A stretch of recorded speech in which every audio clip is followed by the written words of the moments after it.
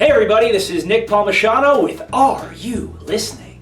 When we join the military, our recruiters tell us a bunch of stuff. You envision yourself jumping out of airplanes, fighting giant lava monsters with our fire swords, hanging off the edges of helicopters, and fast roping down into awesomeness. It sounds like every day is going to basically be an adrenaline rush. Well, guess what?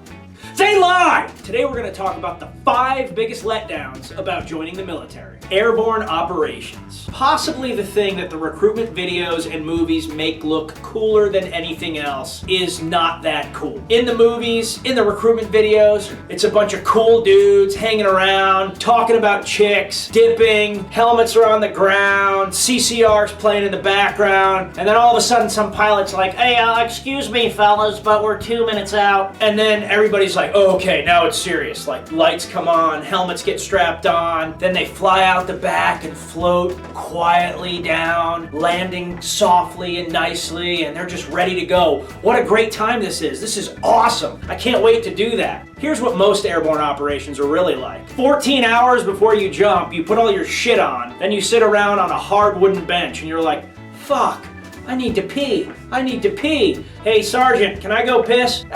You can, but if you do that, you're gonna have to take all your shit off and get re-inspected. Fuck, maybe I should just hold it. All right, I'll just hold it. Finally, you're on the fucking plane, and you're like, oh God, I've gotta pee, but I'm gonna jump any minute. Oh God, I need to piss so bad right now. I need to piss so bad. Everyone else is asleep. This is miserable, and it's hot as fuck, and God, I need to piss. Then they're like, the wind conditions aren't right, so we're just gonna keep circling for a while. And you're like, oh God, I've gotta pee. I've gotta pee so bad right now. Finally, by the time the door opens up and it's time to actually jump out of the airplane, you need to piss so bad you don't care about anything anymore.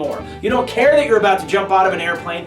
You don't care that 60 other idiots are about to jump out there as well, and at least half of them aren't going to do the right thing, steal your air, get in your way, and do all kinds of fucked up shit. All you want to do is get to the ground so you can piss. You fly out there, you jump out the door, except you didn't jump high enough, and you're like, oh fuck, I just hit the side of the plane, that hurts a lot, but I need to piss so bad right now. Okay, I'm floating, any minute now. Here comes the ground, here comes the ground. Oh shit, I forgot to drop my ruck, drop ruck, too late. Now I'm spinning, oh shit. I'm gonna hit the ground. I made it. I'm on the ground. I'm gonna get to piss. I'm getting cold because I forgot to undo my strap. Oh shit, I undid my strap. Now I'm gonna roll over to my side, undo my shit, and piss.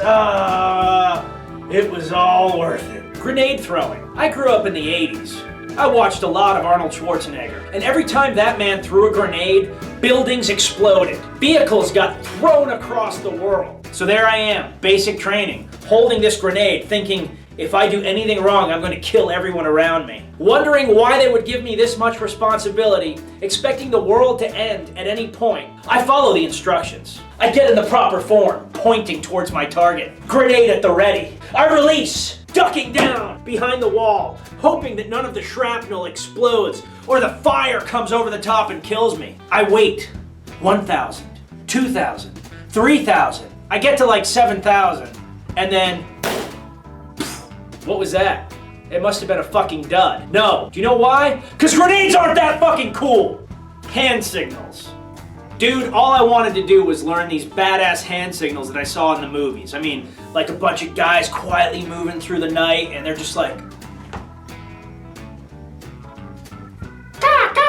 and like everyone knows exactly what's supposed to happen, and they move into this perfect formation and take out the enemy without anybody knowing the better. Here's the problem. In the military, yes, there are hand and arm signals, but do you know what they're really used for? Stupid shit. Some dude farts, all of a sudden everybody's like, gas, gas, gas, ha ha ha ha. Walk into a bar, a bunch of hot chicks, rally point, gentlemen. That's all we use hand and arm signals for. And yes, every once in a while we try to use them in training, and there's a big class beforehand, and everybody's like, we're gonna use these for real this time. But like 5 minutes into it, you know, you've got somebody that's like, and everybody's like, I'm sorry, what? What is there something on my head? Like, I don't understand. Like, oh, what's the hand and arm signal? It doesn't fucking work. Nobody does it. That's why we have radios and mouths with which to talk. You understand the words that are coming out of my mouth? Fuck you, hand and arm signals. MOUT or CQB operations. In the movies, in the recruiting video, dudes are lined up in the stack, ready to go. Boom! They flow in like a snake, taking out targets left and right. Not exactly the way it goes down in real life. In real life, CQB is a total fucking shit show. Check the door, Karen!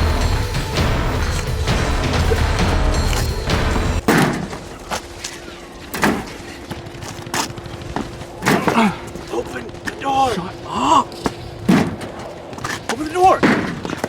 Very much. Did you check the knob? Did you try the knob? We're in! Move!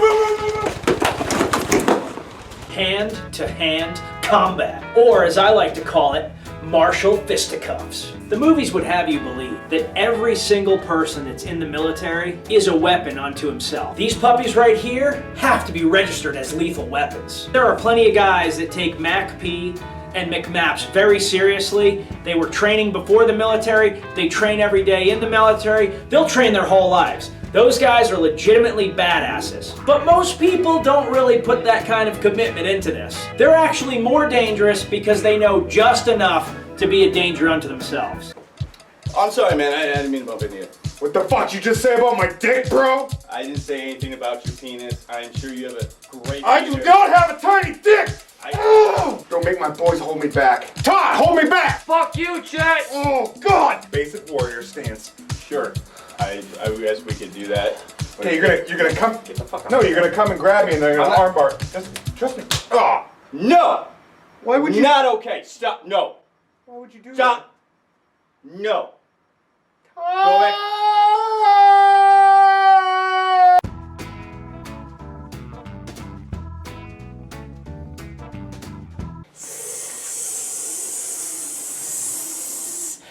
Bonus material. Good afternoon. Wow. I'd say it's a little loud in there. I'm kidding, it's just me, your CO, not the Red Imperial Guard of the Imperial Military, which created the Death Star. It doesn't really align with our ethos. This is all in humor. Don't go wild on the internet. Just spruce myself up a bit. Y'all know what I mean. Put on my proper cover. Who knows what's wrong here? He's got that one down. I see someone. Sorry, don't have my glasses on. But anyway, the humor of this, one, and unlisted, we all know that. And two, this is the daggone army. Am I right? So, I'm a Marine with a little wait for it, raw, a little How I Met Your Mother reference for those of you who watch the television. I want to touch on a few serious notes. Main one is, it's fun to do alcohol. I enjoy doing alcohol myself. I'm probably, to be honest with you, gonna go home to my beautiful wife Shannon and enjoy myself a schnapps or maybe even a light beer. I might have another half of a beer if I want to get a little crazy while we play our Chinese checkers. But while I'm looking at all of you, what I'm afraid of is when you get out there, you start drinking maybe 3 beers, maybe you have 2 schnapps. I had a night after the rowing club event where I mixed a Cabernet and I had a Chardonnay, and let me tell you, it was a night full of tomfoolery, if you know what I mean.